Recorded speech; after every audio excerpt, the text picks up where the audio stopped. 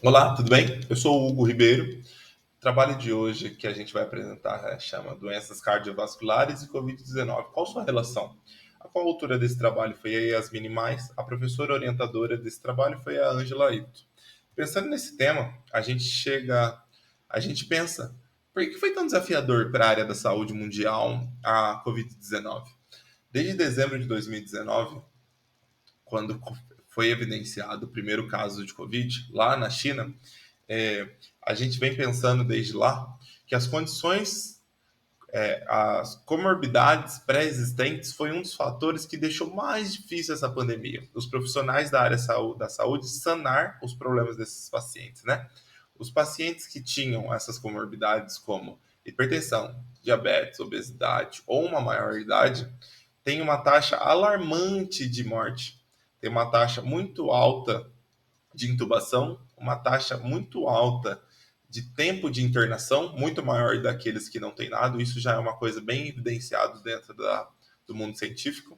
E aí, pensando nesses pacientes, a gente pensa nas sequelas que são deixadas para a Covid, mas aí a gente tem que entender o que são essas sequelas. As sequelas nada mais são do que os problemas ou as consequências deixadas depois que o Covid vai embora. Então, as consequências deixadas depois que o Covid está negativado. Alguns autores falam que a verdadeira luta começa depois que o Covid é negativado. Pensando nisso, o objetivo desse trabalho é entender se existe relação entre Covid-19 e complicações cardiovasculares, quais são essas relações e quais complicações podem acontecer como consequência da Covid-19. De metodologia de pesquisa, quando a gente faz uma pesquisa rápida com nossos descritores e palavras-chave, a gente com as palavras-chave cardiovasculares, complicações, né, do inglês, COVID-19, doenças cardiovasculares, a gente encontra 4.840 artigos. Quando a gente tira complicações cardiovasculares e doenças cardiovasculares, a gente encontra mais de 35 mil artigos. Tem muito artigo sobre isso. Para essa revisão, depois de uma leitura breve de título, objetivo, métodos e resultados, a gente cai para uma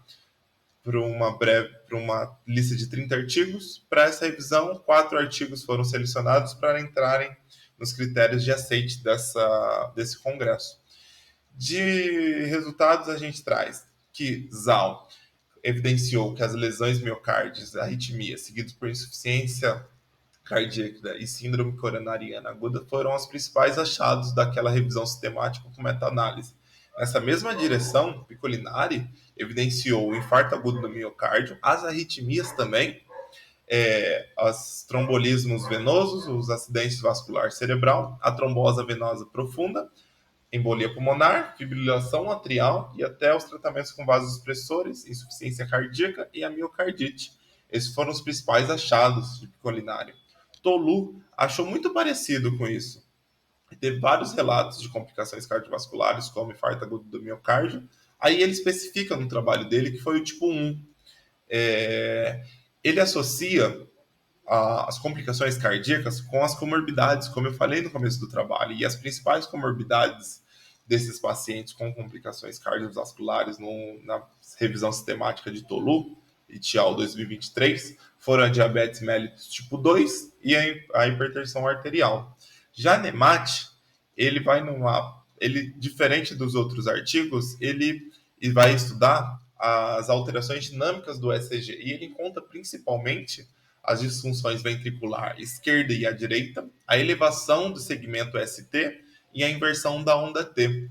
Pensando nesses fatores, a gente chega como conclusão que sim, parece ter uma relação entre Covid-19 e complicações cardíacas, ainda a gente não se sabe quais são essas relações, e que as principais complicações foram o infarto agudo do miocárdio, arritmias e insuficiência cardíaca. A gente pode pensar como correlação, mas uma coisa ainda não evidenciada, que é o aumento de dimério D, que pode causar uma trombose venosa profunda, ou até que esse vírus é de fácil mutação e de boa permeabilidade. Isso pode ser o que causou toda essa dificuldade na pandemia e essa complicação cardíaca, né? Essas foram referências do meu artigo. Muito obrigado e fico à disposição para responder as perguntas de vocês lá no chat.